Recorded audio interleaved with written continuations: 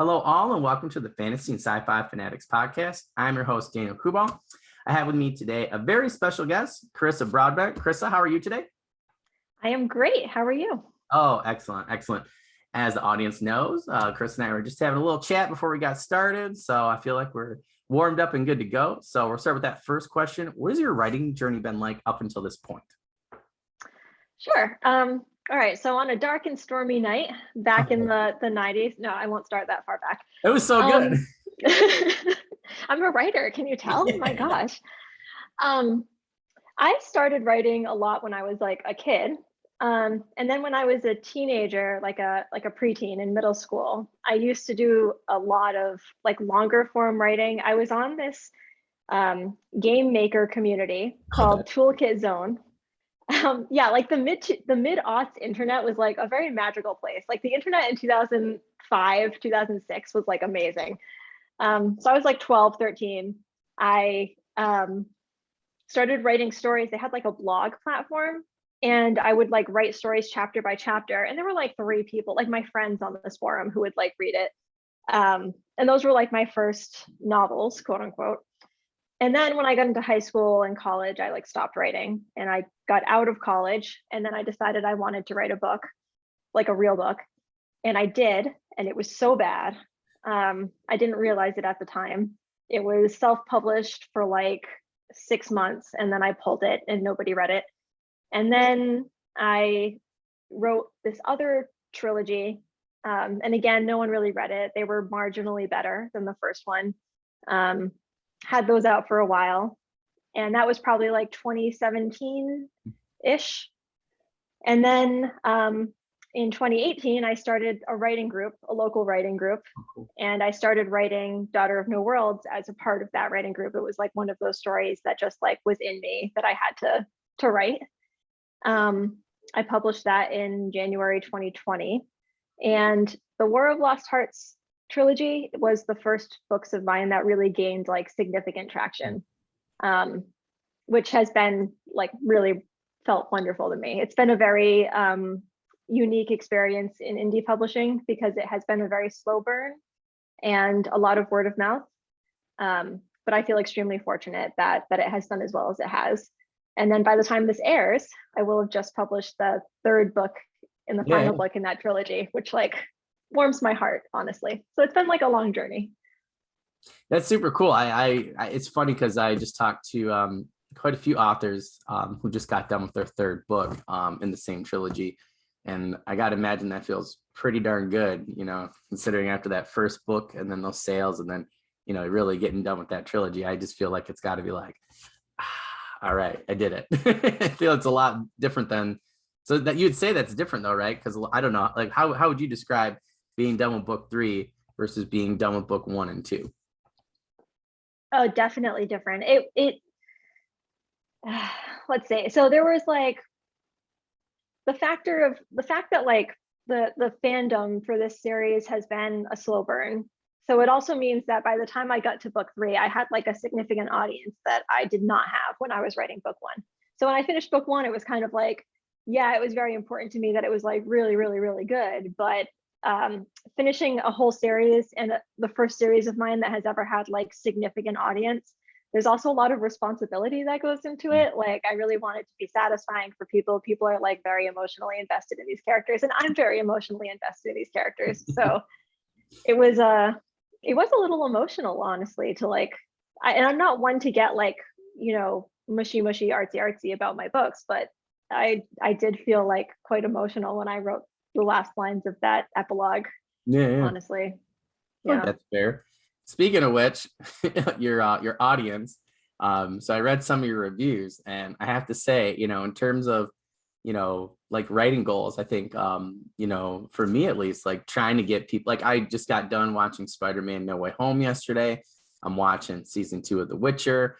Like I almost cried in Spider-Man. Like there was a few parts where I was like, oh my gosh, I was not prepared for this emotion today. Like I thought it was just going to be like a fun, whatever, but it was so good. And then with The Witcher, there's like a couple scenes, kind of like The Last Kingdom for me, where like I teach kids and stuff, and like I love children, and I just love how Geralt and how Uhtred both just like, if there's a kid involved, it's like Chuck Norris, like there's no stopping him, you know. And there's just a couple of lines where I'm just like, man, like they really move you, you know. And I just thought it was funny looking at some of your reviews, because I feel like obviously like that's my goal, right? Is to write something that moves somebody to the point where they're feeling such intense emotions. I saw some of your reviews, you know, particularly for book 2 and 3, because they're a little bit newer on Goodreads, you know, where they pop up to the top. And I just thought it was interesting, you know, where you had quite a few people who were like, oh my gosh, like this happened, or oh my gosh, like I can't believe this happened. And I feel like you really nailed, you know, like my writing goal for, you know, an audience, like trying to really push them into one emotional sphere. So I think, you know, you did a really good job with that. So like very clearly, because you can tell by your reviews. So Oh, thank you. yeah, definitely kudos there. I was like, oh, cool. And that's actually one of the ways I found you too, is I saw you on Twitter, and then I actually went, and I always check reviews for people just to kind of do research and stuff like that. Yeah, but you had some really, really good ones. So, and it was funny to see what some people were saying. So I'm like, that's how I feel like I like to review my books. So obviously you did a really good job with your character development, and, you know, they obviously were very attached to the characters. So kudos there. Oh, thank you. I do not read my reviews unless I'll read them if people Good tag call. them and tag. Yeah, right. I don't have that kind of emotional like if I they don't think tag me, many I'll read writers it. do. But Like they like to pretend that they do, but I don't think that they really do. I've never met one that's like, oh yeah, like even Joe Abercrombie. I think he puts up, you know, he puts up his 1 stars, but I feel like he does that, you know, just to like. It's kind of like people that say they like spiders to me. I'm like, do you really? Do you really? You know, and I think some people, writers, they were like, oh, my reviews don't hurt me. I think they just put them on there just to like show it, like try to show us. But I don't know if that's actually a thing.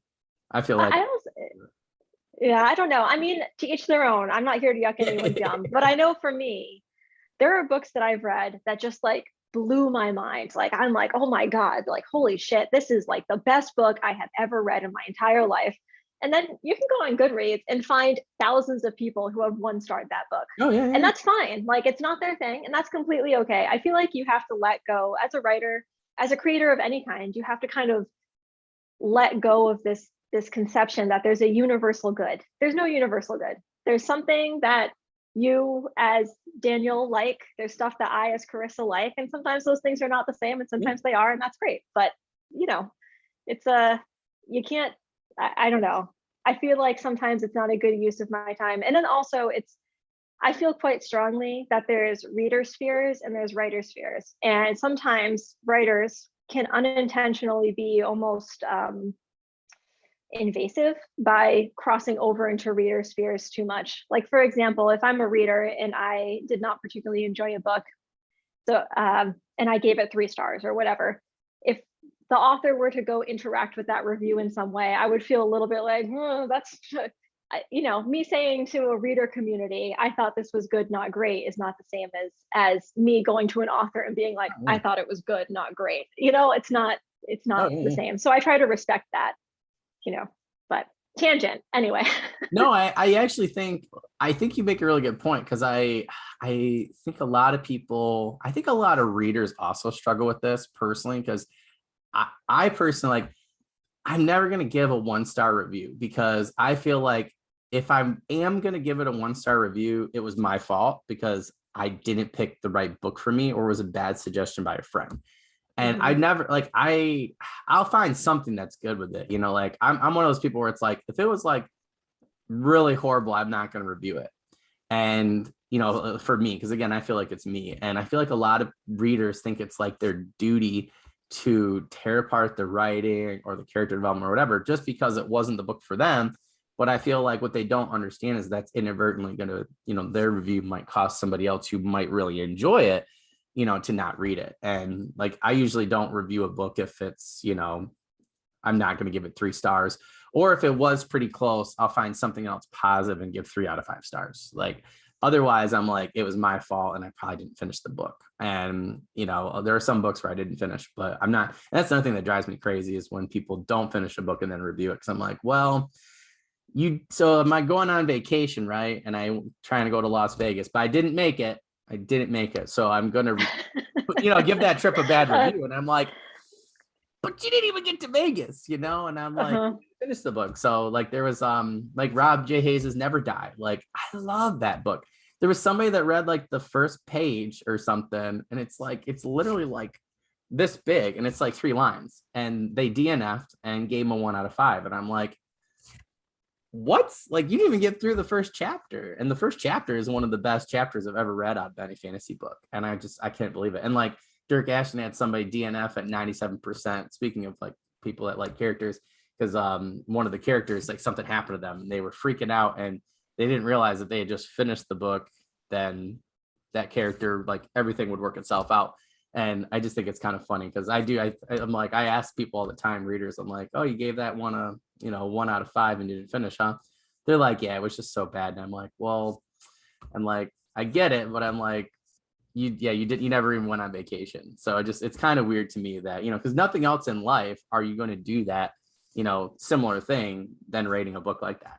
And it just drives me crazy because I feel like a lot of people, it's like, or they don't like an author, so they'll go and bomb and stuff like that. And I just don't think people realize time and energy, we spend into books. Like I'm at like 14 years into, my fantasy world and stuff. So when I do my first, not saying that people can't give it a bad review, but at least finish the book, or, I don't know. It just kind of drives me crazy. But yeah, I definitely agree with that. I think some people, writers and readers, don't understand how to interact with those spheres, and they try to, coalesce into the other one. And I don't think it works. I think it's very clear there, particular some people's reviews, or maybe even some people's writing, right? Because they're trying to overshadow those reviews rather than just do what's best for their audience. But I think you make a great point there about different spheres.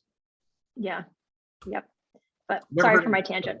No, I've never heard anybody put it that way, and I really like it. So I'm actually going to be using this conversation to kind of talk about that in the future, because I think that would actually be a really good podcast item as well. So, like I said, I struggle. Yeah, I'm very curious actually if you do ask other authors about it in the future, because everyone has very different attitudes about it. Like I am for example, I don't follow readers back unless I have if they beta read for me or something, or if they're an ARC, then yes. But in general, because I feel like I'm invading their personal relationship with my books by doing that. Yeah. So, and I want that to be untainted. Yeah. But I'm curious how other authors feel about it, because I don't talk to many about it personally. But we're going back through season 1, and we're actually, so like issues like this, we're actually going to go and we're trying to do panels. So I'm trying to get like 5 authors, at least 3 authors to come. And then I'm going to put the topic up and they're going to discuss. So we thought we would do some panel discussions and things like that. I think that'd be a really good one. But I do agree with you, because it is a very interesting point. Because so I'm like a teacher, I coach volleyball. And like there are some things that like I do with my team, like after a win or stuff like that. And, I want them to feel like, we're all part of the same team or family. But at the same time, like I'm a coach and they're my athletes. And it's like, there's just certain things that like if we put those spheres together, it just doesn't work, right? Because they're going to see, me in a different light, and it doesn't help them. It doesn't help me, so there are a lot of times where they're like, hey, do you want to come and sit with us? I'm like, no, that's okay. I'm just going to sit on the bench with varsity or whatever, because it's their time separate. So I definitely agree with you. There's a lot of things I think, psychologically, like, that we talk about like that in terms of society, but I don't think we think about it in terms of a writing aspect. And, or a reading aspect, or in terms of our community. And I think that's actually a really good point. And, I think there are certain spheres that, shouldn't be crossed. So I think it actually is a really, really good point that you make. So I like tangents. They usually end up really good topic. Yeah, well, I'm glad this one turned out okay. You got my mind whirling now. I'm like, man, I'm going to start talking about that with other people now. Maybe I'm excited. Do a couple of questions today. And yeah, I'm very interested to see what people have to say about that. For that second question there, I'm really interested in particular after reading the blurbs and stuff for your book. So what is it about fantasy that draws you into writing within this genre? So, what's funny is I've been thinking about this. Number one, I'll start with like the lazy reasons. I don't like to do research. So I love that in the fantasy world, I can just make everything up. And that's another reason why, like, I have a very close friend of mine, Claire Sager, who wrote a series. It's all like pirates, it's fantasy world, but it's all pirates and whatever. I would never do that, because you know how much you have to research about being on a boat. Yeah. I don't have time for that. I'm tired. Like, no. And you'll see it even in like magic systems and whatever. But so there's that. I like being able to just make a world that can do whatever. It's just generally cooler. You can do all kinds of cool stuff. And then also from the perspective of, so I write romantic fantasy, which means that the romances and the character relationships are like very, very core to my work. And it's also what I enjoy writing most. And what I kind of love about writing romantic fantasy and writing romances in fantasy worlds is that there's so many different levers you can pull that are different than like a contemporary or historical romance. You can like create situations that are just completely designed for creating these two characters that are perfect for each other in some way, or amping up all of their, excuse me, Calcifer, my goodness, that are just built for amping up their past in relationship to each other. And I really like having the freedom to be able to do that in like very larger than life ways. That's a great answer. I'm actually thinking of, it's funny because I'm giving this book to a friend. Hope he's not watching right now. I'm giving this series to a friend. It's Elaine Cunningham, and it's Daughter of the Draw, I think is the first, I think this is the first one. But it's funny because that you mentioned that, because my friend and I were talking, sorry, first, I guess this is, I can't remember which one this is. It was the second one, but man, it was a good series. It was like a good trilogy. And my friend was like, do you realize that half of it was romance? And I was like, went back and read it a second time. I was like, it really was. I was like, and she did such a good job. And I think that, first of all, I think you'd really like it. It's just a great fantasy series, but she does a great job between the two main characters. And like, there's such a deep relationship there. And when my friend had said that, I was like, I didn't even realize that. And then when I went back and read it the second time, you know, instead of reading it for the fantasy aspect, I read it for just the relationship. And I was like, man, this is really, really cool. And I do think you're right there, because the author, Elaine Cunningham, like she has a lot of different fantasy elements, they're typical fantasy elements, and, you know, really blend that romance and that relationship in a different way than you could in another genre. And it really made me think differently about, you know, some of the other books that I've read, you know, where I really like the relationship between these characters or these characters. So I definitely think that that's a really good answer, because I think a lot of people will think differently now about maybe some of their, you know, the fantasy romances that they liked, or maybe even sci-fi ones that they liked in the past. Totally. Yeah, absolutely. Because they think of like Han Solo, right? And Princess Leia, like, you know, literally their backgrounds, you know, transcend, and it makes that relationship very, very interesting in that setting. Exactly. Right. Yeah, you just have a lot more freedom to like really go larger than life with those elements and those backgrounds of those two characters, which is, for me, like why I write. It is the most fun part. It's why I write the genre I write. Yeah, that's a great answer. There's one book that I loved in particular that I think really captures what you're saying. It's The Courtship of Princess Leia. I'm totally blanking on who it was. Oh my God, I've read that book. It was my mom. So my good. mom is a huge Star Wars fan, and that has been like her favorite book for her entire life since she was like, because it was published in like the 80s, right? Like yeah. So I read it when I was like 13 years old. Wow, I have never heard anyone mention that book before. I love it. Well, the thing is like in Star Wars fandom, because I feel like, you know, you have a lot of mansplaining there. Sorry, guys. You do, and like they brought it up in a group, a Star Wars book that I'm a part of, book group that I'm a part of. It's like a book club group, and they're like, okay, now for the Courtship of Princess Leia. And I was like, oh my gosh, this book was so good.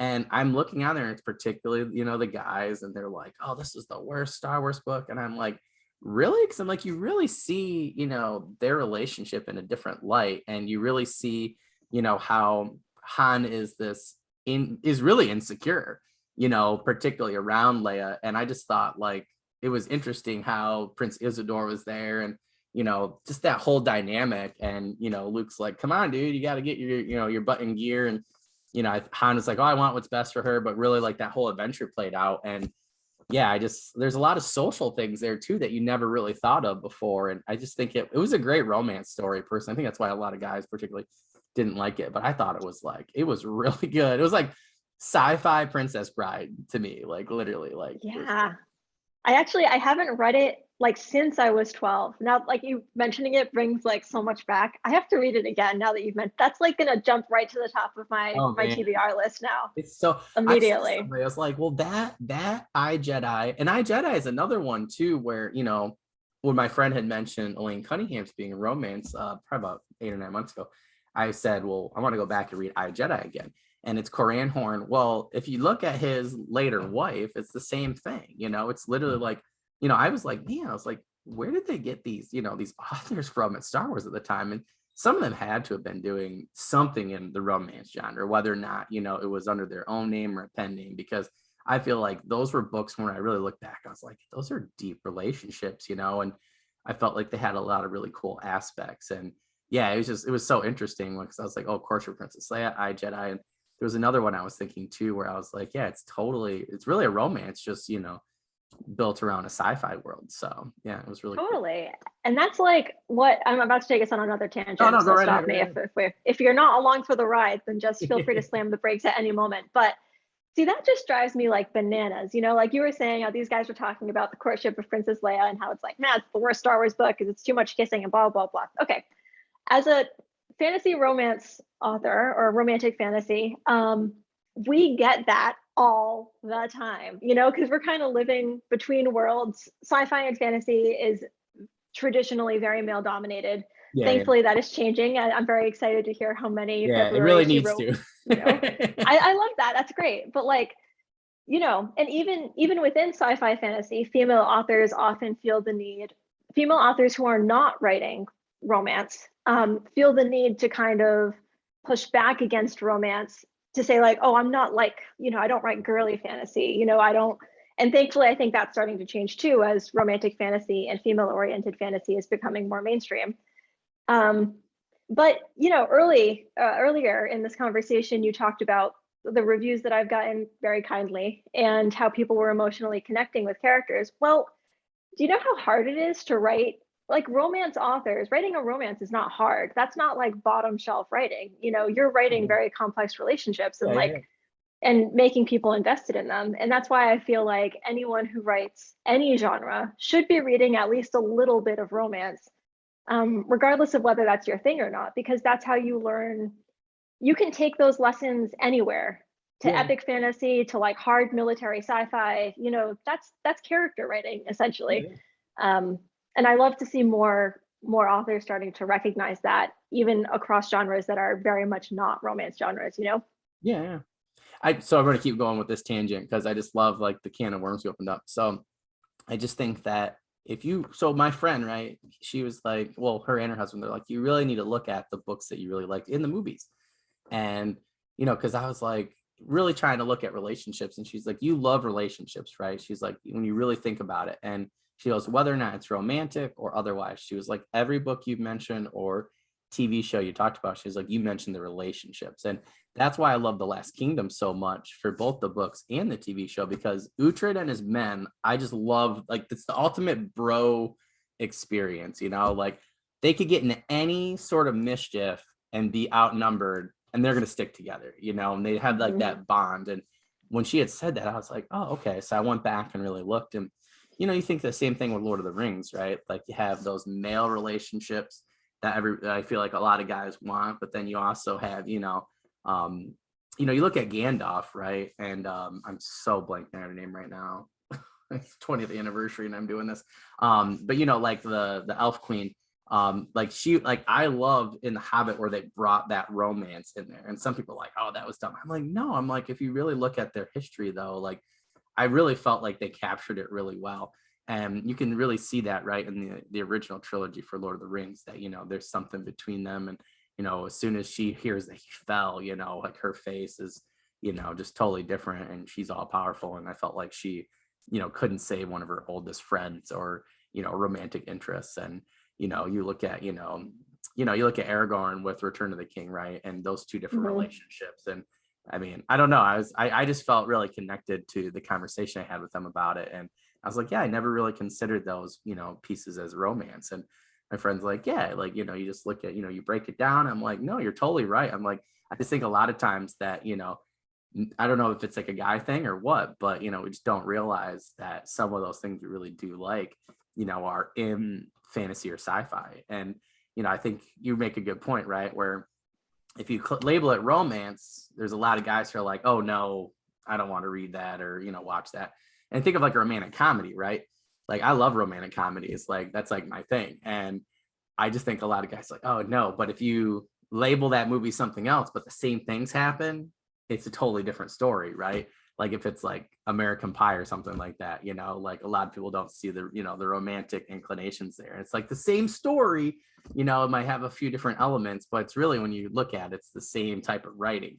It was just labeled differently. And I said I ruined something for my friend. I was like, that's romance. He's like, no, it's not. And I broke it down for him. This one sci-fi book we were reading, I was like, it's totally romance. And he was like, oh my gosh. So now he's reading romance books. It's like, because he's like, I want the same type of thing. And I'm like, well, it's just funny that, and I do agree with you. Like, it is interesting, right? Where there's that connotation, and that stigmatism that this is romance. And I've talked to a lot of indie authors, particularly guys. I'm like, first of all, like, if you can get somebody, like that's what we all want, right? Is to people to feel a certain way about our characters. And then we want people to care about the relationships between them. Like that literally is, a lot of that is done really well in the romance genre. So I was having conversations with people where I'm like, you should really think about, reading more romance, or, at least watching different, movies where it's in, because I just feel like, how do you get past relationships with writing? Like even in fantasy or sci-fi, like you don't. And Right.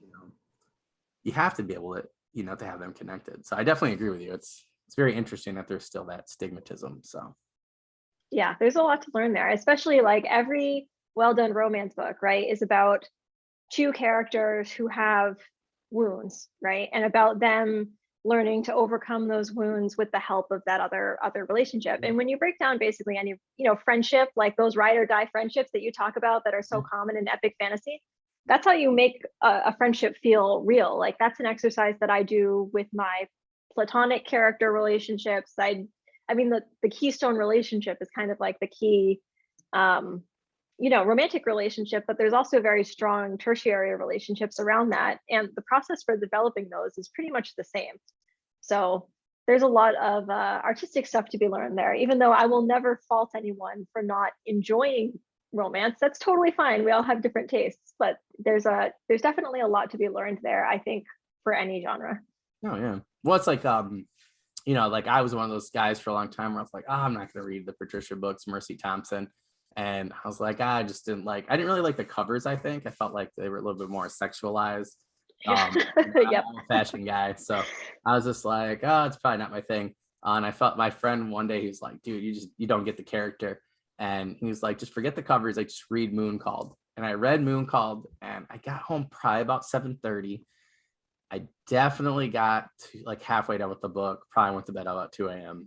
to get up and go to work. I got home, like I was definitely done the next night. I mean, it probably took me like maybe 6.5 hours to read, like maybe. And I was like, oh my gosh. And I literally went through the entire series within like probably like 8 weeks, like maybe. And then I had read the Alpha and Omega, like almost all those too. So yeah, and I was just like, oh my gosh. And then I found out my friend really liked them. So him and I were sharing them back and forth. We kind of book clubbed a couple of topics and stuff. And then one of our friends was like, I can't believe you guys read those. I'm like, this is so good. I'm like, first of all, her writing style, she's like one of my new favorites, like definitely top 3 of all time. I think in terms of writing style, like she's like my number 1. Then in terms of like characters and story, she's definitely like number 2 or 3 for me. And they kind of rotate depending on who I'm reading and stuff. But yeah, I was like, man. And I think after that, like you were saying, like I had a different appreciation for, the romance aspects. I was like, oh, she's got really great character development. Like you can definitely tell the relationships are different. But yeah, I was like, oh, man, I cared about all the characters. And then, when one of them, they're not getting along or something like that, like I feel like you really feel it. So yeah, you could definitely tell, she's got those romance pieces in there. And I felt like it really added to the experience rather than some people think taking it away. But yeah, I recommend them all the time to people. I'm like, these are so good. Yeah, awesome. All right, so what is your trilogy The War of Lost Hearts about? Obviously I know, but just for our audience. So it is about it's a second world fantasy, so completely fantasy world. This young woman who is a slave and she kills her master by accident and flees her country and goes to this other country with the intention of joining this very powerful group of magic wielders and using their power to go free her friends from slavery back in her home country.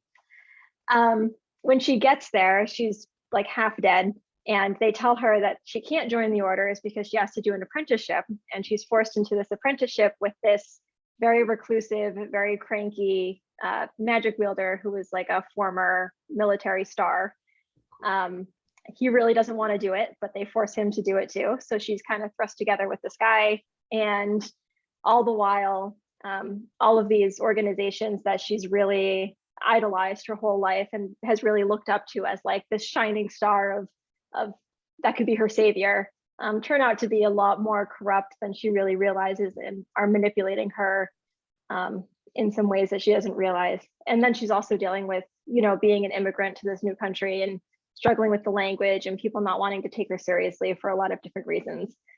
The plot gets a lot bigger from there, but that's the overall gist of where we start. Yeah, that's cool. It sounds really interesting to me. I think there's so many pieces there. When I was reading like your blurbs and stuff, I was like, this sounds really, really interesting. I think I just love like the gruff. I don't know. I just like that trope, like the gruff military guy. I don't know. I do too. Like I just think like they're just always so cool to me, and they always get to do the coolest things. And I think that's just, I don't know, maybe it's my generation, with Clint Eastwood, John Wayne, and those guys. Like I feel like I was Rambo. I don't know. I just feel like there was a lot, to those characters that I really idolize and things like that. But then, you got different, people after that era who were a lot different. And I would think is more like your modern band, so to speak. At least I hope. We're like more sensitive and things like that, but still, has those, those classic, like resolved strength and things like that, wanting to help people, in need or, things like that. So yeah, I always picture that as like Russell Crowe or Denzel Washington when I'm like reading or writing. I love both of those guys. And I feel like they, I don't know, to me, like they both really, especially when they're acting, like really, to me, like make the trope better, I guess. So I kind of always picture them like that. But yeah, when I was reading your blurb, I was like, oh, that's totally Russell Crowe. I was like, I had it pictured in my mind. Like I was like, this is really cool. Yeah, I've never gotten that fan cast, but you know what? I'll take it. I'm never gonna argue against Russell Crowe. Yeah. I always, in my head, he is Daniel Henney, who is right now that's him to me in my head. Cool. Yeah. Really cool. I haven't actually watched the Wheel of Time series yet, despite being like a huge Daniel Henney fan. When I found out he was in it, I was like, oh my God, like I'm definitely watching this now. Yeah. But I was so happy when he was cast because I hadn't thought of him. I was like, yes, please. But because that's like somebody asked the other day, they're like, who would you picture in this? I'm like, more of like a Russell Crowe, but Asian. It's like friends like, what? I'm like, yeah. I said, there's this one actor, like I'm trying to track down what movie he was in. And it like wasn't The Last Samurai with Tom Cruise, but it was another one like that. And I'm like, I always pictured like that character, like him, and it drives me crazy. I'm like, the guy looks like an Asian version of Russell Crowe, but just like has piercing eyes, and he's got this awesome black beard. And I was like, yeah, that's totally his character for me. But they said Daniel Henney, I was like, I could totally do that. Like I was so excited because a couple of the other people they had in mind, I was like, no, that's like nothing. Like I feel like he has the, I don't know, like the ambience, like he's got the grace, but he still has like that piercing personality, and he doesn't say a lot, right? But he still says a lot. And I thought, like, how are they going to find somebody, that's able to do that? But I thought he does a really good job of it. So yeah, he's definitely exceeded my expectations, like for sure. I'm actually really excited to watch the last episode. I think it's today or tomorrow. So highly, highly, highly recommend it. I'm like, why? Oh, okay. Now I'm like, okay, I'm like, they really need to put him in more, fantasy things. Like I was thinking like The Last Airbender or something like that. I don't know. I just put him in everything. I will watch anything that he's in. I don't care if it's like the worst movie in the world. Like I am there, front row of the theater, like popcorn in hand. Like I'm ready to go. So I'm all for it. Well, I was like, I said to a buddy of mine, I was like, I'm gonna have to write this whole nother series now. He's like, why? I was like, he does such a good job as this character. I was like, I had him a role kind of similar to that, but slightly different. I was just like, oh no, I'm gonna have to write like this whole trilogy just for him, just with how I saw him on screen and stuff. And yeah, it was really, really cool. But yeah, highly recommend it to you or our audience. Yeah.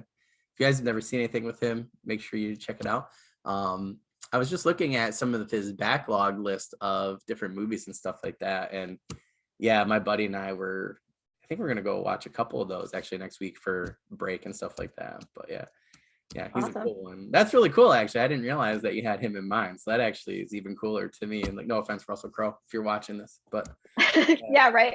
Imagine if he was just like cripplingly offended, like, oh, I'm never listening to this podcast ever again.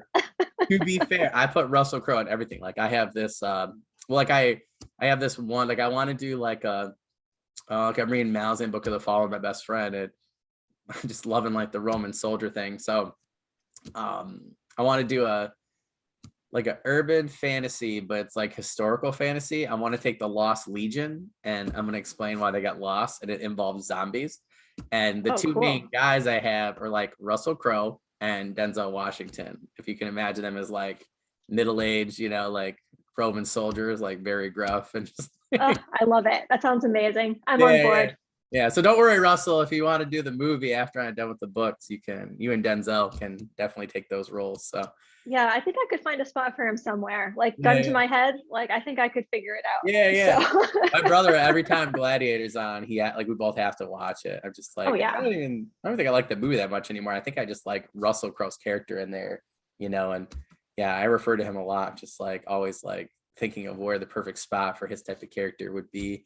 Like I found Denzel's, I got this like kind of like this Romanesque like soldier, but it's more of like I don't have it as like European, I guess. It's more of like an empire that's from more like an African like type of country.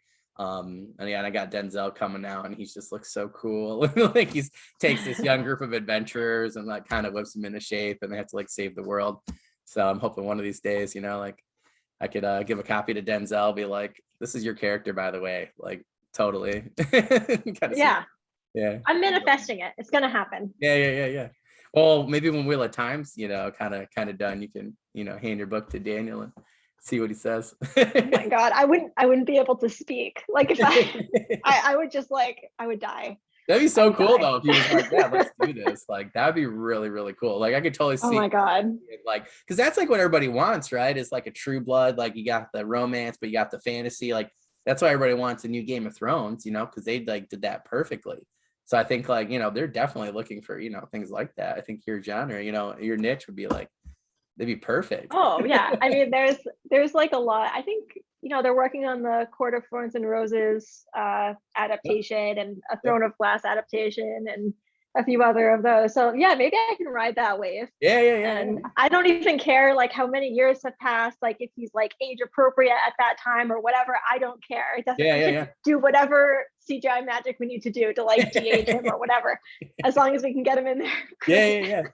Yeah, that'd be really, really cool. I always think that like my friends and I were just talking about like the fan casting, like who would be your fan cast, and we were just talking about that the other day in a writers group. I was like, some of the people had some such good ones. I'm like, wow, I was like, I could really see this being a really, really good movie or like TV show. I think Netflix has to do it though. Like, no offense to Amazon. I think they kind of miss certain things with Wheel of, like I'm enjoying it. But I think they miss certain things. I think Netflix does a better job with like The Witcher and stuff of I don't know about Shadow and Bone because I just started like watching it and I didn't read the books yet, but I'm interested to see it, how closely they went. But it seems like they're better with source material. At least from like HBO is probably like gold standard though, right? Too. Like yeah. I feel like they're trying to reach that. That's like HBO. I'm like, come on, guys, like you did Game of Thrones. I'm like, it was really successful. I know they're doing like the prequel series now, but I'm like, I want something different. I'm like, I want, some of these book series. Like I think they set the I think you said it right. They set the gold standard. So I think they did match it now. I just think Amazon didn't quite do it. I'm interested to see what season 2 is like. Yeah, I think the actors and actresses they got were absolutely amazing. Like the Aes Sedai, like everybody. I actually liked like Parents actor. I thought Rance did a good job. All the girls were just amazing. Like like Nynaeve, I was like, I've seen her in some really good movies and TV shows and stuff, but I wasn't sure. I hadn't really seen her in a fantasy setting, but I actually really liked it. I was like, how are you gonna get somebody portrayed that, complex of a character? But she's done a really, really good job. So like I'll watch the Good to show know. just for, that actress, like I would watch it just like for her and her playing Nynaeve. Like she's done a fabulous, fabulous job. And some of the other people they were trying to get, I was like, I don't see them, really capturing it. But seeing a movie with her right before I heard about her casting, and I was like, yeah, I could see that. But she's like knocked it out of the water, I feel like, at least. I know some people don't like the way she's twisting her braid. I'm like, you guys need to get a new hobby. Yeah. Oh yeah. Go read another series. Carissa, this is here ready to go, I got Yeah, I'm ready. Let's go. Yeah, totally. That's funny. Yeah, I could totally see him playing that character. That's really cool.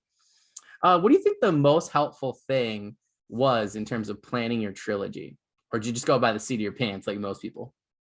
So I learned a lot. I would say that over the course of this trilogy is really when I became like a professional writer, I would say. Like I had written a bunch of books before that, but I leveled up a lot. Hmm. I wish I had planned more big picture at the very beginning, but with every book, I planned more, and I learned more about my process. So like for this book, the third book, I had a 60-page binder, like just, it was like I told the entire story the way I would tell like a friend. Like I just stream of consciousness wrote it. So it's like 60 pages of just like, like full pages, bullet points, scene by scene. And I would sit down and make sure I had everything mapped out beforehand. And when I'm doing that, I can crank out like 10, 15,000 words a day. Like when I'm really like going. That's not every single day, but yeah. So learning about myself and learning about my process was key. And I have done that with every book more and more and kind of leveled up with that. The other thing that was very helpful, and I think the reason why this series has become as successful as it has, is I read a lot in my subgenre. I had a very clear idea of who my audience was. And I really tried to understand what they liked about books. And that was actually kind of easy for me because I am part of that audience, so it's not me like analyzing this like foreign group of people that is nothing like me.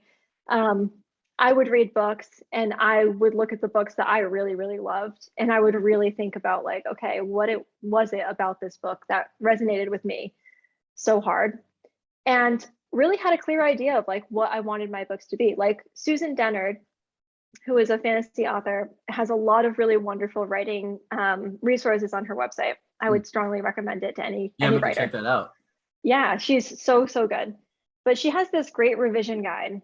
And I don't follow all the parts of her process, but one part that when I read it, I was like, this sounds super stupid. But I mean, no, I was like, oh, I don't know.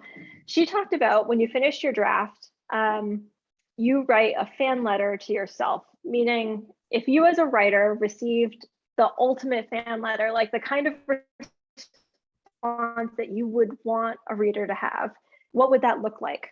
And the reason that she recommended doing that was because then you know what you're trying to create.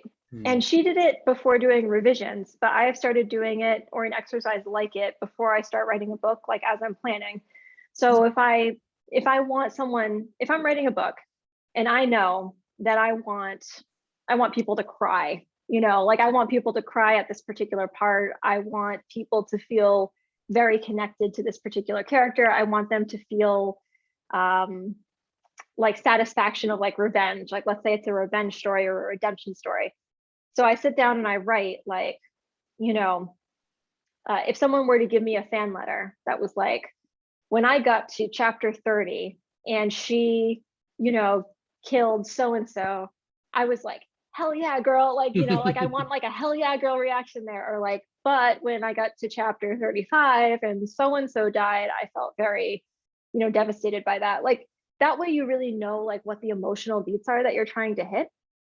And when you know that from the outset, or it as you're going through your final revisions, then you kind of know what your goal is. Like, what you're really trying to accomplish.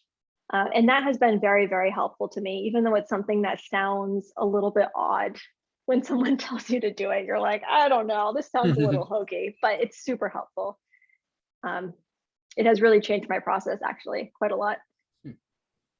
Yeah, I like that. That's actually a really good idea. I think that like I'm kind of stuck right now. This one character decided, like, I'm like done with draft one, almost done with draft two's outline. He decides he wants to be like a whole different like character class, and I'm like, God, you're such a jerk for doing this to me, but it's a lot better.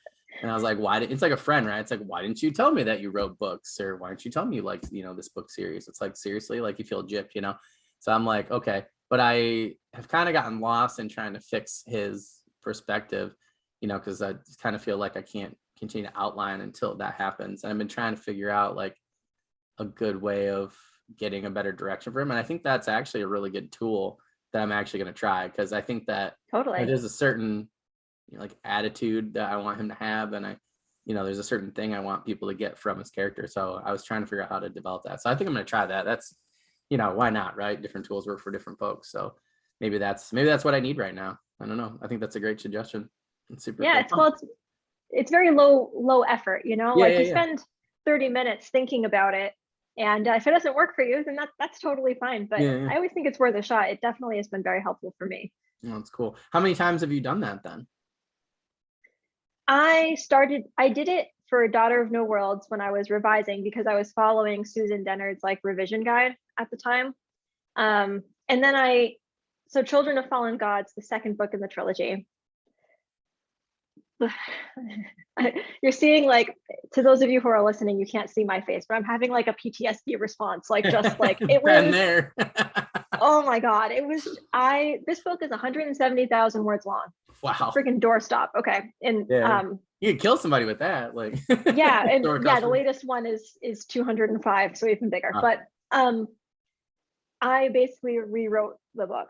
It was like I finished the whole thing, and then I sat down and I read the whole thing, and then I was like, shit, like this is not good. This is not a good book. It's missing the emotional core of like what I think people want. So I did it then at that point, and that was kind of like mid rewrite. And then I started doing it from the get-go, like from the beginning, because like I've said, my process has evolved to be more and more planning. It was like my very, very first book was completely pantsed, and then my first to the two after that were like semi-pantsed, and then Daughter of No World was plotted with like a beat sheet, basically. Children of Fallen Gods was like outlined loosely, and then this book is like extensively planned, and from now on I am extensively planning because I have deadlines to hit.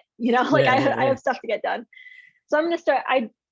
I've done it 3 times, and I do it earlier in the process every time.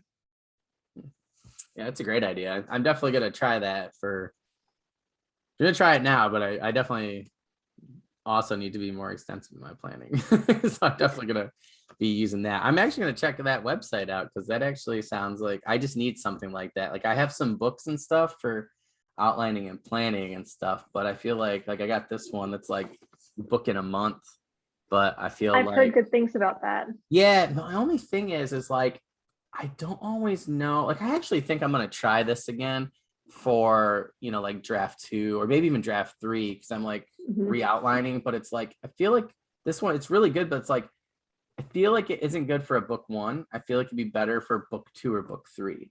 Once you have the world building done, you have some sort of direction or themes are done, for the first book. Like it's hard for me to do it for book 1, and I've tried it 3 different times, or at least for book 1, draft 1. Like I would recommend it, for like draft 2, once you know your direction more. I think I'm going to try and maybe use that again or something. But yeah, it's a good one. I wouldn't recommend it for anybody who's out there like for their first book. But for you though, like, having so many done, I would highly recommend it, because, in terms of, if your world building's done, even if it's not, I actually think, they just do a really good job. I just think it's for, I wanted to use it for like a first book. It's just not, it's for, once you've actually written a book, or at least a first draft. But yeah, I definitely recommend it for people, who have already written the first book, especially if you're struggling with finishing the edits or, revising it like I am. I definitely think it's a good tool. But yeah, it's not for day 1 beginners. I think it's for like day 100 beginners, or, right.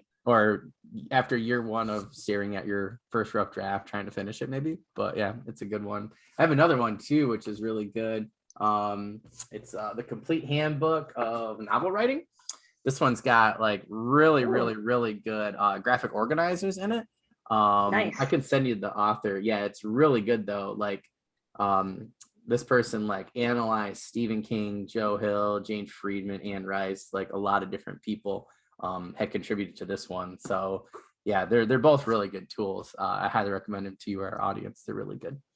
Oh, awesome. I'll have to check those out. Yeah, I'm going I'm to check so out the website. my headphones are dying, so I'm Oh, just yeah, gonna not a problem. switch my audio input Oh, not a really problem. quick, and hopefully it won't sound terrible. Okay, can you hear me? Oh, yeah, that sounds perfect. Oh, I cannot hear you though. 1 second. Oh, there you are. Okay, Perfect. we're back. Yeah, it happened the other day with my microphone. I was like, oh no, like literally right in the middle. I was like, somebody was like saying something really good. I was like, I just like yanked. Yeah. And I was like, yep. And then I went and switched it on too. It was really funny. I don't think anybody noticed, but now they will. Yeah, when I was in the corporate world, I would be on calls like literally, 9-10 hours a day. So I got very good at like low key, like just gonna switch over. Yep. I'm like on a webinar right now. Nobody can know. But yeah. You're like, Chris, are you paying attention? You're like, yeah. So you kind of mentioned a little bit for question 5 there, but what do you think the hardest thing, like what was the hardest thing that you had to do when it came to writing your trilogy? And how did you try to combat that? Yeah. So there were 2 things. There's a craft thing, and then there's also like a getting things done thing, like a productivity thing. So number 1, I left my day job in the fall. And before that, I talked earlier about my career in tech. Tech is a very demanding field. And I had a really wonderful team and a really wonderful boss. And, all the people I worked with are terrific. But, when you're working like 60 hours a week, it is real hard to also be putting out. And especially in the indie world that moves very, very fast. I wanted to be putting out multiple books a year, and it was very hard to do that, especially when you're writing 170,000, 200,000 words or stops. Yeah.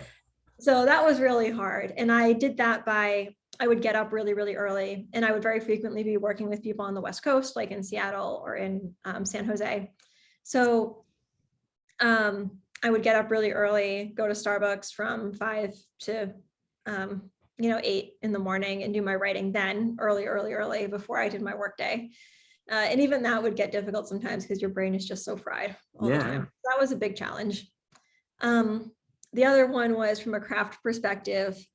Like I mentioned, Children of Fallen Gods was the hardest book I have ever written ever. It was just, my discard file is like 125,000 words. Wow, that's crazy. Like just brutal. And I guess what came from that was really understanding what I was trying to do and making sure that I was planning, that I learned that I cannot just forge forward when things are not feeling right. Like I really need to plan and know what I'm trying to do. And thankfully, Mother of Death and Dawn has been a much easier process in that way. I think solely because I planned so much during that book. Yeah, definitely. I my friend like mentioned that the other day to me because I think he's in the same boat with like book 1, and he was like, how are you doing? I was like, I realized I need to learn how to plan. He's like, so you got to outline. I go, so did I. Like I really thought, like I had planned well, but I think if you, like I had talked to Michael Webb about this, is like we talked about, different planning stages for different books in your trilogy. He think he's getting done with book 3, and yeah, I'm like, I don't even know. He's like, don't worry. He's like, you'll get it one of these days. I'm like, it's just funny that everybody says something very similar, and it's like, but it's like I talk about this at school because I'm like, we're trying to break down the learning aspect, right, for kids, and I'm like, well, this is what we're trying to do, but then we also have to think about these other variable pieces that you can't control.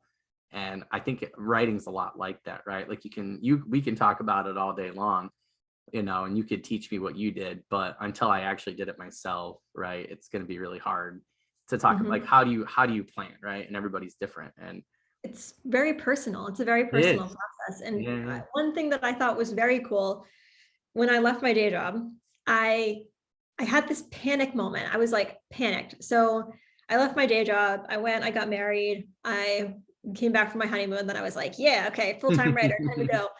And for the first 2 weeks, it was like brutal. Like my production was like the lowest that it has been, like in a long time. And that's terrifying when you're like, oh, I just left my extremely lucrative tech job to do this. And here I am cranking out like, spending 8 hours on my computer and writing 500 words. Like, that's not good. That's bad news bears.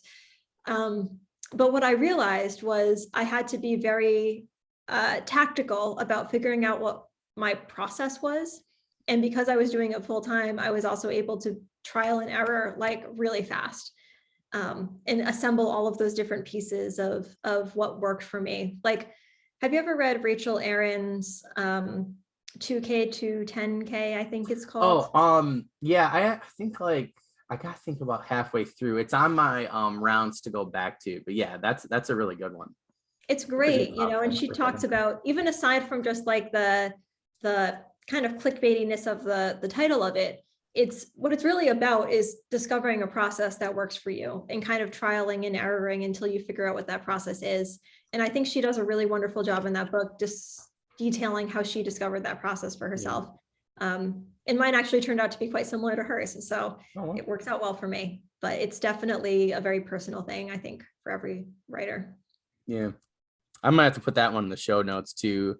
Cause yeah, I totally forgot about Lindsay Broker. I listen to her podcast a lot. Like oh man, totally blanking on what it was originally called.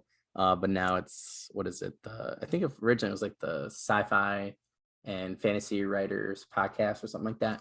And now I think it's like the 100K podcast. But yeah, that's a really good one. I'll have to put that in the show links too. But yeah, they talk about Rachel Aaron's books a lot. I know they had her on the show quite a bit in the past. But yeah, she's actually, I think she has like 2 new books now too. I think that, because I kind of lapsed on the show a little bit for 2 years, and then so I was writing, and then now I kind of went back to the new podcast that they're running. But yeah, I think she has a couple of different ones now, so definitely have to put in that the show notes. But I definitely recommend that to anyone in our audience. And then obviously Lindsay Broker's podcast as well. We're trying to get her on the show actually really soon. We just kind of clash dates, yeah. But I was like, here you have somebody who's had 100K in sales for consecutive years, and in romance and sci-fi and fantasy, and I feel like she's one of like the pillars of like the indie community.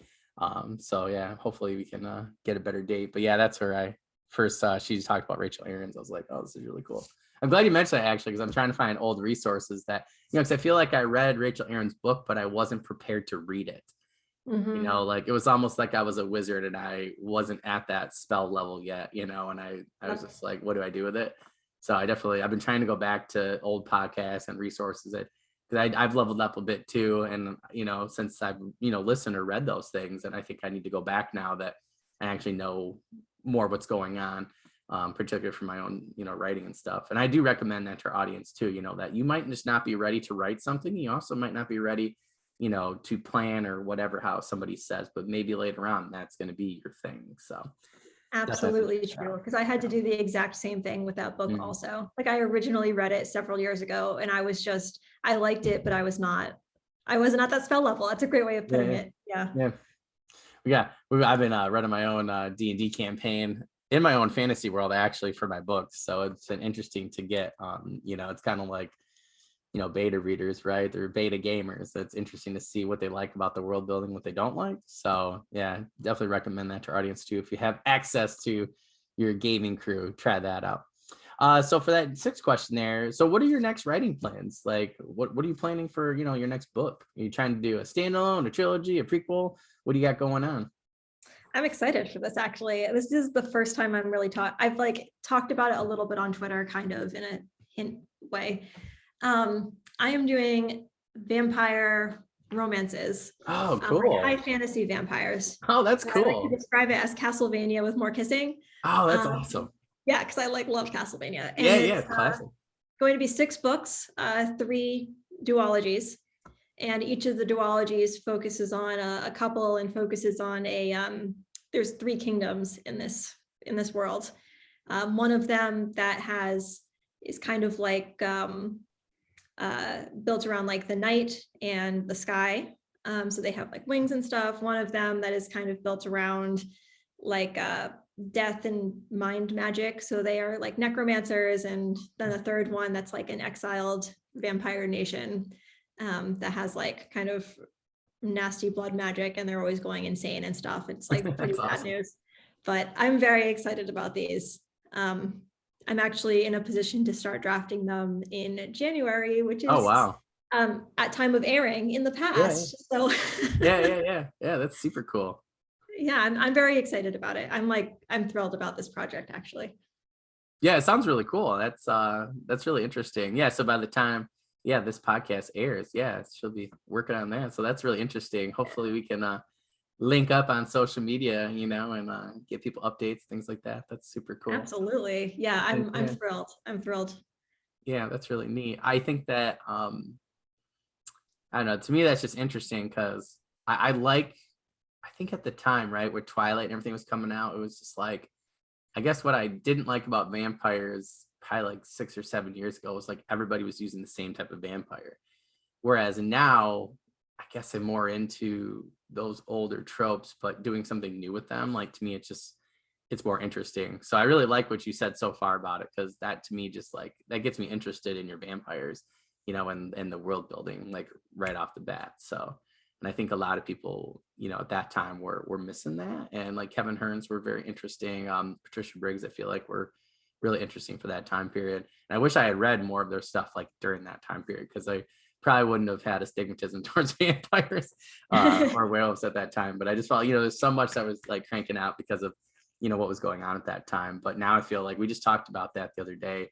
I actually talked about two things that you mentioned. So one was like the vampires and, just like doing something a little different with tropes and, adding a little bit more world building to it, where it makes it totally like a new thing now versus just your typical vampire, from like Angel or Buffy the Vampire Slayer or something like that. But it's interesting that you mentioned duologies though, because I had just talked to CM Quinn and then Tilda Colt Holt about that. And I just think duologies are kind of making a comeback. And you know what I mean? Like, there's just not a lot of them out there nowadays, but people still really seem to enjoy them. I think if you look back at, like original urban fantasy, sci-fi and fantasy, like some of those classics, like they're duologies.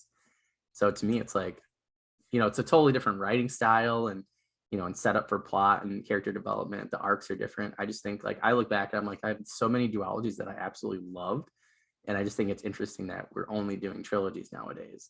So I definitely think that duologies are making a comeback. So it's just funny that you mentioned that, like back-to-back interviews.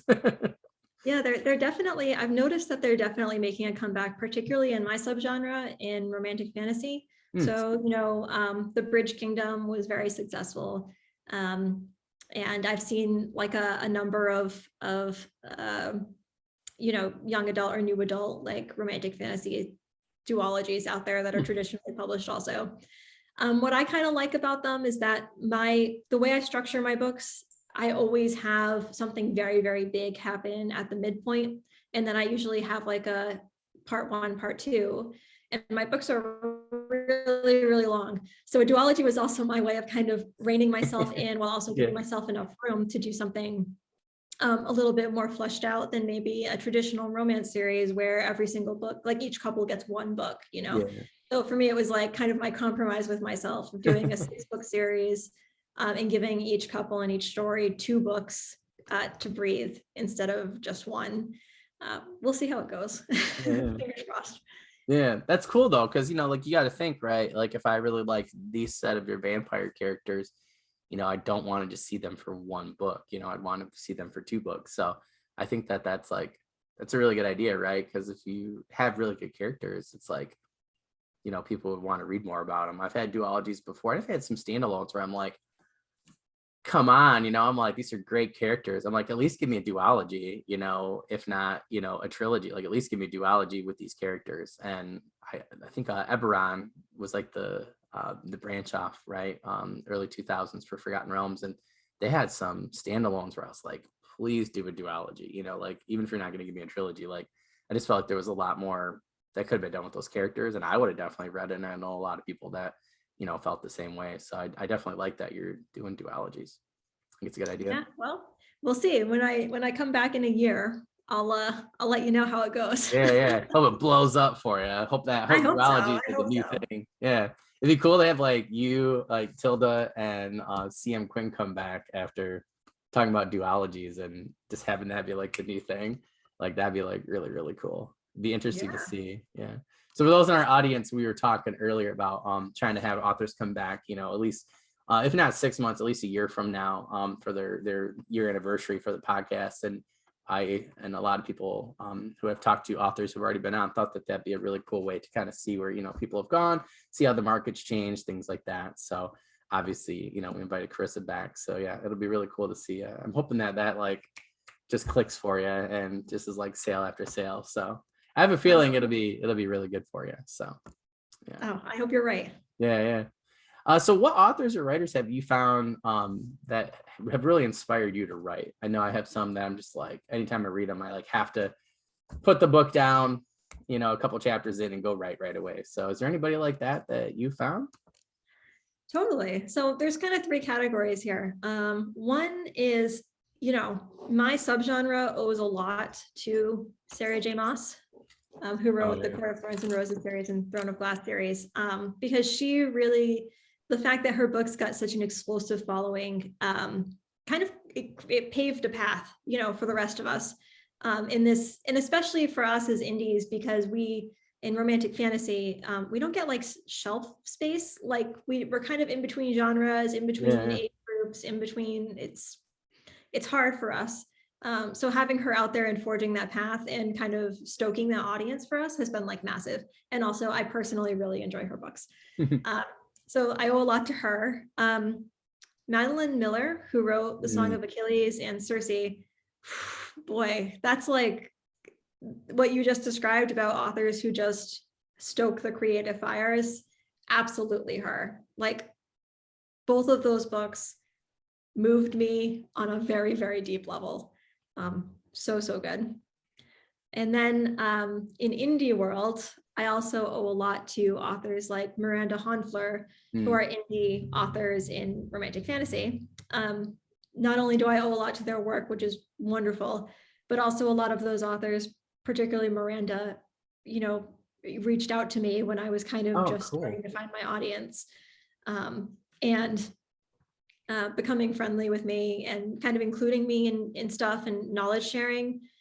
Amazing. And that's also like, it's such a gift, because a lot of authors do not do that kind of stuff. Doing that kind of outreach, and not helping up other authors the way that she was, and a lot of other authors in that genre are. So I feel super fortunate to be in a really collaborative genre. And I find a lot of indie authors are like that. Like, I'm sure that's probably the experience you've had also in sci-fi and fantasy. It's wonderful. Yeah, I do. It's just funny that you mentioned that. I have to, talk about Scott Oden, Mark Timoney. Like I said, anytime I've asked Mallory a question on the air, off the air, she's been great. I've Michael R. Fletcher's one. Like I'll just him or Dirk Ashton.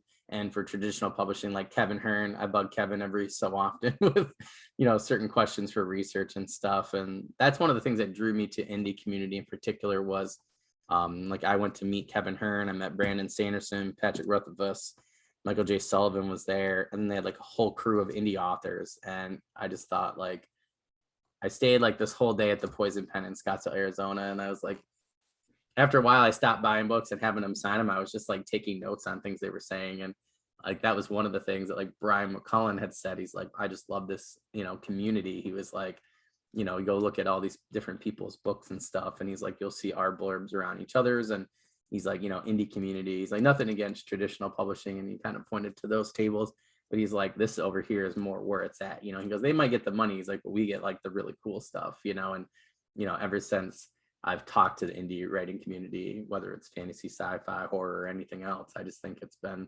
really cool. So yeah, it's definitely a different experience, I feel like, but it's nice, right? When you can have people like Mark Timoney messages me, although he just messaged me yesterday. I was like, hey, how's your book coming? And we were talking about pitfalls for, our current projects and stuff. So it's nice to just have people check in on you. And Scott bugs me every once in a while. Odin, he's like, are you done yet? get off Twitter. Look at my post up. Be like, we'll oh. get those friends. We do. Yeah, he's like, I want to read your book. Like, get off Twitter. So yeah, it's really funny. But yeah, it's nice, right? That's really cool. It's always nice when you can get people like Mallory and I were talking about, where it's like there was, I don't know if you saw like, but like in early September, there was like people going around like asking on Twitter, in particular, Instagram, like if you felt like other indie authors were your competition or your friends. And we were all like, what are you talking about? like I guess we had all, at least in my community on Twitter, like we had all like, we're like, well, we're friends. Like we want to buy each other's books. We want each other to be successful. Any success that you see is going to be success for indie, for me or whoever, and it's cool to see your friends succeed. And we were kind of like, Mallory, in our first interview, she was like, if there's somebody who you're friends with in the indie community and they want you to fail, she probably shouldn't be friends with them. And I was like, Seriously. I totally agree. Like it was just like kind of a weird concept that was going around at that time, but it was nice to see everybody on my feed was like, like, oh, this is so stupid, like obviously we're all trying to help each other. But yeah, and it's like, no reader reads one book and then stops reading forever. Yeah, like, and it's also, I feel like traditional publishing, I know many wonderful traditional authors who are very cooperative, but traditional publishing, because there's so many gatekeepers and because you are in a very literal sense competing for a small pool of resources. Oh yeah. So it kind of fosters that attitude of competition. Indie, my experience has not been like that at all. And the friends that I've made in my subgenre in particular, because we're kind of an odd subgenre, like, Claire Sager, who I mentioned before, and Miranda Honfler and J.M. Butler. It's a wonderful, wonderful group of people, and everyone is just so helpful. And when I say that they like handed me my career, that's not an exaggeration. It was like Miranda reached out to me and included me in a group promo she was doing. And then suddenly cool. I had readers. Like, it was like, I went from a $5 royalty day being like an awesome day to like, like I quit my job. like it's, yeah.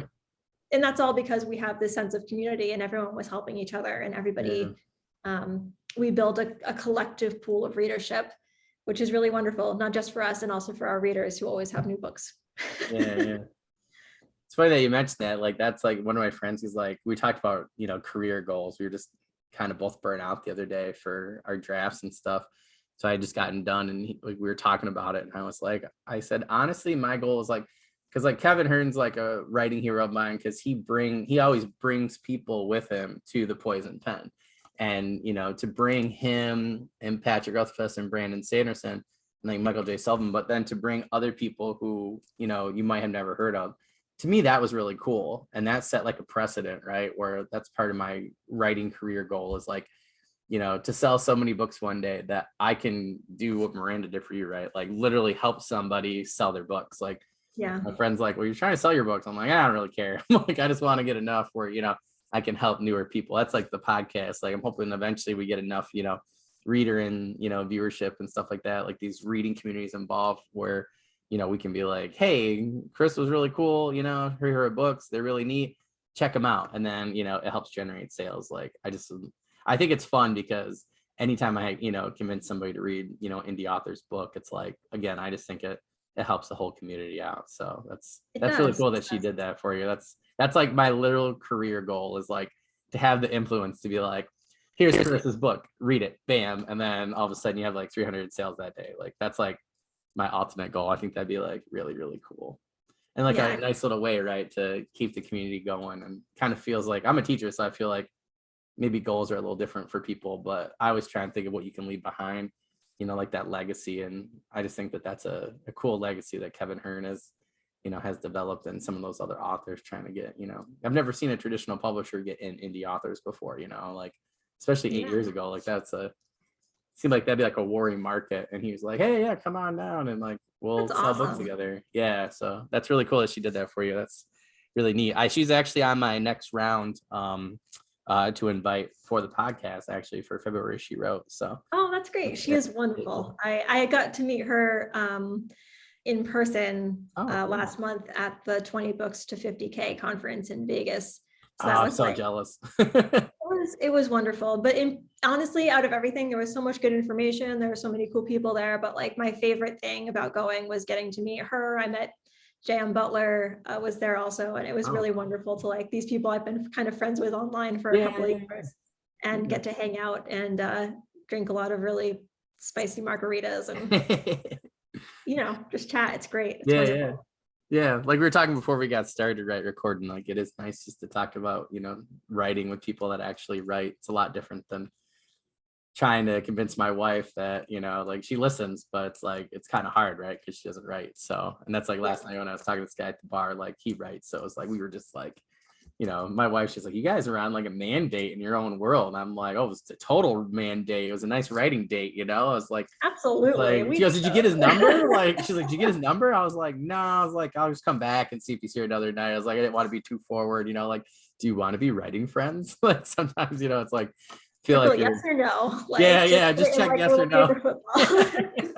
I told her, I was like, I need to get business cards, for the podcast, just so I can be like, hey, here you go, just so I can make more writing friends. And she was like, yeah, but that's all you need is more writing friends. Like, yeah, I think everybody needs them personally, but yeah, that's really cool. Well, that's neat that you got to meet those people in person. That's what I was saying. Like I met C.L. Snyder in person, and her and I had talked a lot on like Twitter and stuff. So it was really neat to actually, it's just cool when you get to meet those people in person. You feel like it's like the real version of Facebook friends, like we're actually really friends now because we met in person, even if it's for a little bit. So yeah. Cool. So any promos, news, updates, or sales that you have currently? I know we're trying to pick, right before your next release. So for this release date for this podcast. Yes, I do. So the Mother of Death and Dawn is coming out on February 7th. Oh, cool. And Daughter of No Worlds, the first book in that trilogy, is on sale for 99 cents for the week to celebrate that release. Oh, that's awesome. And yes, that's like the big news when this airs in that general vicinity. I will be celebrating the conclusion of my first completed series. What? Super crazy. Cool. Yeah, and that's going to be the big news. That's super cool. I always love when we can do the publishing date for these podcasts at a time where it's like those kinds of things happen, just so we can kind of celebrate trilogy birthdays and book releases and stuff like that. It's like celebrating someone's birthday on their birthday. I feel like versus like the day before or after. I don't know. It's just it's what it feels like to me. So it's always really cool. So yeah, when you said February, I was like, perfect, like awesome, terrific. Well, it's so funny because like there were so many people like Fonda Lee. I got in a hold of. She's like, oh, I really like to, but I'm like just getting done my book tour. Then it's like a lot of the horror authors that I do know that want to come on here, they're literally like just getting done with production then, and then like releasing in March.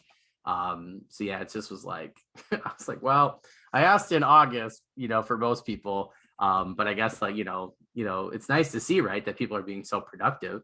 And that's like this time, when this is gonna be published, it's like, it's just gonna be a busy time for a lot of people. But I told them, I was like, if you're not on now, like, let me know. I was like, we'll do like, I don't know, my friend, we're trying to think of like a horror month or something like that, and then we might just start doing gimmicks for the months, just to see how it goes, whatever people like, and try and center genres or, things around the hashtags or something like that. Just something new, something fun. But yeah, I think hopefully February She Wrote will be a good one for you and everybody else we have on, and it'll just be like sale after sale. So Benjamin has a lot more followers than me. So yeah, so he was asking me, I was like, oh, we're trying to get these people on here. So I'm trying to get a few more, trying to get at least one copy of everybody's book who I've interviewed for February She Wrote. Just trying to get at least like a library copy or a physical copy in my hand, because he's got some different promo stuff that he's doing, like different videos and stuff like that for advertising for you guys. Cool. So yeah, so I think that'll be really cool. So when I'm able to do the pictures and send in like the video and stuff, and he gets it done, I'll try and send it to everybody. So you'll have that, so you can actually put that out at the same time. So we'll try and get 2 different channels going. So I think that'll be really cool. Yeah. So I hope it helps sales. That's our main goal here, is just to, get everybody buying your books. So I hope it blows up for you. That's my goal too. So great. Yeah. That's a line like that. All right. Well, I really appreciate you coming on today, Chris. It was really a pleasure talking to you. I really hope, even if you can't, come back before that year, definitely, send out a 6 month in advance, like year anniversary podcast invitation going for you, whatever. We'll just put it in whatever we got going at that time. But yeah, really, I learned a lot today, and I'm sure our audience did too. So really want to thank you for coming on today. Yeah, thank you for having me. I had so much fun. It was wonderful to meet you face to face. Yeah. As close as possible. And Yeah. I will always happily, I love doing this stuff. Like Awesome. it's just hanging out, talking about writing. It's so much fun. Yeah. So thank you. Yeah, of course. And of course, our audience want to thank you for tuning in to the Fantasy and Sci-Fi Fanatics podcast. You can find this video on YouTube, Spotify, RSSfeed.com. We will, by the time this is aired, have our website ready to go. So it's www.danielcoolbaugh.com. And then you'll just go to the Fantasy and Sci-Fi Fanatics podcast link right there. You will actually, by this time this podcast is aired, you'll actually be able to find Carissa and everybody else's author profiles. So you can go right on there. You can check that out. We'll have her socials as well as everybody else's that's been on the show. You can go right to her website, and we'll actually put on there any place you can actually find her book on the interweb. So make sure you guys check that out. If you don't mind, also, if you want to pass along any questions, comments, things like that, if you're like, man, I read Chris's book and it was absolutely amazing, feel free to either email her through that author profile, or if you're shy, you can send it to us at scholarsofuma, that's UMA@gmail.com, and we will pass on those comments and things like that to her. Obviously, authors really like hearing that somebody really liked their book. So if you guys, send any fantasy, sci-fi pictures, any book related pictures too, if you like bought Carissa's book, on Kindle or anything else, and you want to take a picture with us, send it to us through that email, and we will send it right to her, and we'll actually post it on our websites as well. And we think that would be like a new cool thing that people can do to kind of connect with authors and stuff like that in different communities. Again, Carissa, I really want to thank you for coming on today. Once this is done, I will get the edit and everything, and I'll send you the calendar, and we'll be all set for February, she wrote. Awesome. Thank you very much. Yeah, not a problem. Well, I hope you have a good rest of the day, and I will talk to you on Twitter, my friend. Yeah, you too. Have a wonderful weekend. You too. Bye. Bye.